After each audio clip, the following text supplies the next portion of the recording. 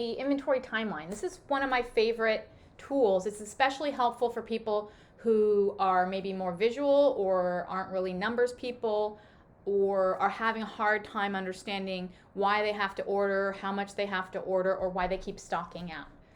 So if we look into each product, once you click and open up the details on the forecast page, each product has an inventory timeline.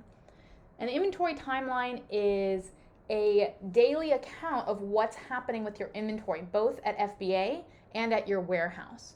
So it's going to show your daily velocity, including any sales plans you might have. And it's going to show your inventory as it rises and falls based on transfers coming into the warehouse or sales going out of the warehouse or transfers. So you can see here, we've got FBA inventory, and this is the representation of the available inventory. This number is pulled on a daily basis in the morning, so it may be slightly off if you're looking at your FBA Seller Central inventory, say midday, because we pull this every morning, and that is Pacific Standard Time. So we have our FBA available inventory. We also have our Amazon reserved. So this will be your reserve amount, but we remove customer orders. We remove customer orders because those are not generally items that you can sell. Those units are not able to be sold because you've already sold them. So we don't want to count them as inventory that is available for sale. So that would be your FC transfer and FC processing only, which is basically Amazon is moving your inventory around the country and they're transferring it from one fulfillment center, that's what FC stands for, to another, or they're checking it in or out of a fulfillment center, and that is FC processing. So then you see the count, you see when inventory is supposed to arrive. So this is a purchase order that's scheduled to arrive on this date. This column is FBA action. So if you have inventory that needs to go directly to FBA, that would show up here. This is a forecasted transfer. So it's showing that you have inventory at your warehouse and you're going to be transferring 3,300 units out.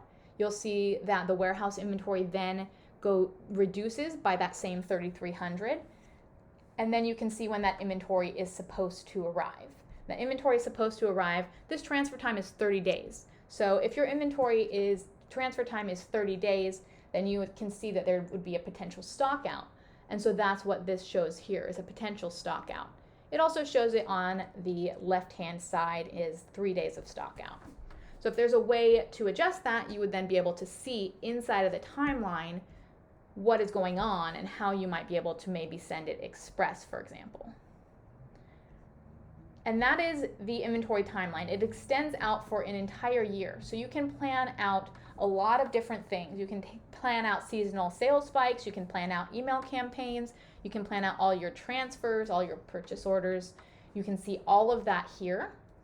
And then anything that you're ordering directly to the warehouse would show up in this column. So similar to the FBA Take Action column, you have the Order to Warehouse column. And the Order to Warehouse column then again shows inventory that you're going to order that's then going to end up going to your warehouse instead of FBA. And lastly, we show everything by day, but you can switch to a weekly view. If you're used to seeing things weekly, you can switch to a weekly view, and that'll show you everything on a weekly basis, which might be a little bit easier for you depending on the way that you run your business or the way that you think about your inventory. And one last little bit is that we've got what's called a blackout date. So you can watch our other video about supplier blackout dates, but you'll see inside of the inventory timeline that the blackout dates are showing up. So we can see that this blackout date is for national holiday in China, and we will ensure that we won't tell you to send inventory during that time. So this falls between a couple of weeks. So this is probably a transfer that will happen or an order that will happen right after the national holiday ends.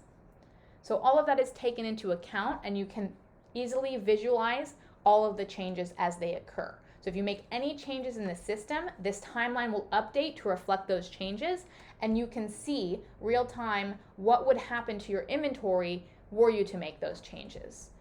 So just for example, if we changed this to 15, we'll see that that stock out should be eliminated. And we can see on this left-hand column that we have 0 stock out days now, and we no longer have a stock out inside of our inventory timeline.